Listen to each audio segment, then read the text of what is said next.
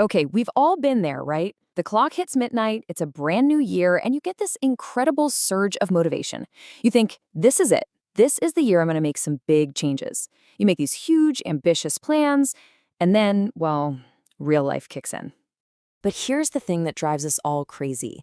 For most people, all that amazing energy completely vanishes by what? February?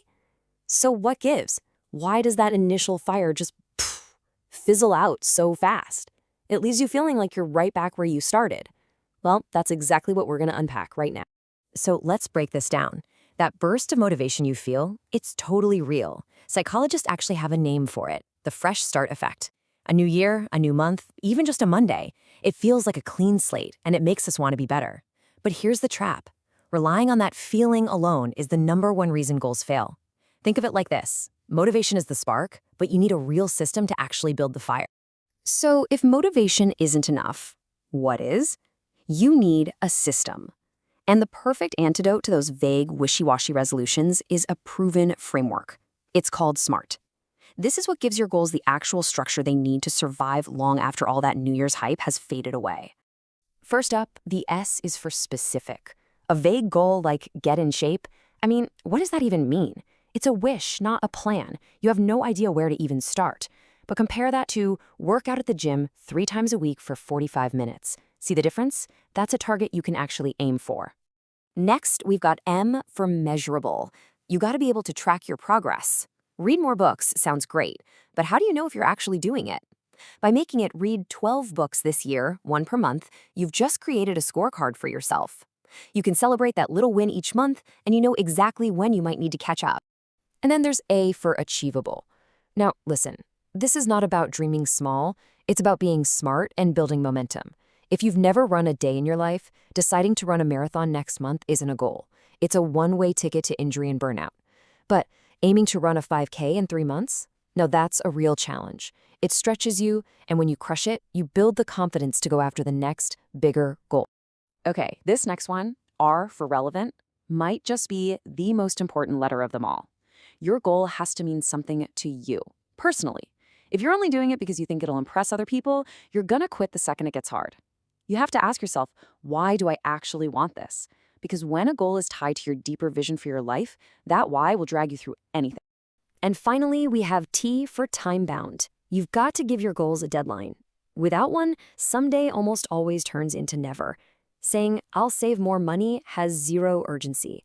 But saying, I will save $6,000 by December 31st by putting away $500 every month, well, that creates a clear finish line and forces you to break it down into steps you can take right now. All right, so you've built the perfect SMRT goal. You're done, right? Not even close.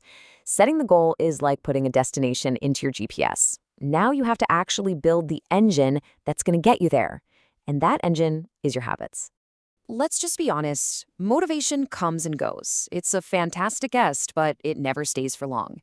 It's unreliable. So the secret to pushing through when you're just not feeling it isn't to wait for inspiration to strike again.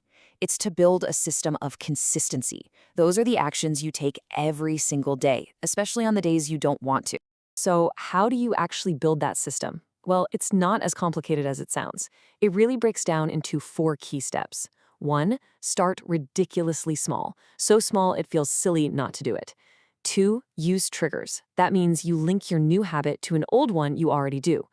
3, celebrate your wins, no matter how tiny. And 4, get an accountability partner. Telling someone else is an absolute game changer. Let's zoom in on that idea of triggers for a second, because this is so powerful. You don't have to find more time in your day. You just have to stack a new habit on top of one you already have. For example, you probably make coffee every single morning without thinking about it. That's your trigger. So the new rule is, while my coffee is brewing, I'll meditate for 5 minutes. It just slots right into your existing routine and becomes automatic. Here's another really critical mindset shift. You need to focus on the process, not just the outcome. See, an outcome goal is the what, like lose 20 pounds. The problem is you don't have direct control over that number on the scale today. But a process goal is the how. It's the action you do have 100% control over, like walk for 30 minutes every day. If you just focus on winning the process day after day, the outcome will take care of itself. Now let's be real. You're human. You are gonna have off days. You're gonna miss a workout. You're gonna eat the cake. Life happens. But the slip-up isn't what defines you. What really matters is how you respond to it. This whole thing is about persistence, not some impossible idea of perfection.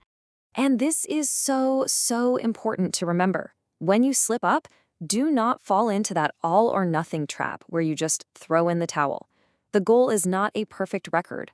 The real goal is to get back on track the very next day. One bad day doesn't ruin your progress. A whole week of bad days because you gave up? That does. So just get back to it, fast. So what do you do in that exact moment of weakness? You know the one. The alarm goes off and your bed feels like the coziest place on earth. Or the couch is screaming your name, but you know you should go to the gym. What do?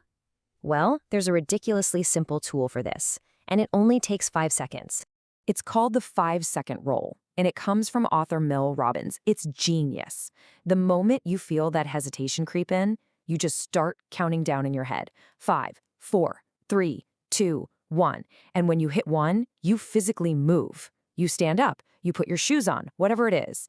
It's a pattern interrupt that literally short-circuits the part of your brain that's about to make an excuse, and it pushes you into action. All right, as we bring this all together, I want to talk about the final and maybe the most overlooked piece of this whole puzzle.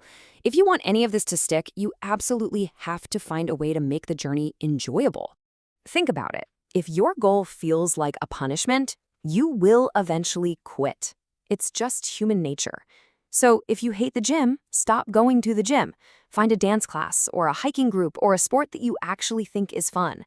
Don't force down boring salads. Find healthy recipes you're actually excited to cook. You have to find the joy in the process. And please, remember this. The point of setting goals isn't to completely reinvent yourself and become someone else. That pressure is exactly why so many people fail. This is about authentic growth. It's about letting go of the things that are holding you back so you can become a more focused, more fulfilled version of the person you already are. So let's make this real. Forget about January 1st for a minute. Let's talk about right now. What is the one tiny, ridiculously small step you can take today to move toward that person you want to be? Because the journey doesn't start next year. It starts with your very next action.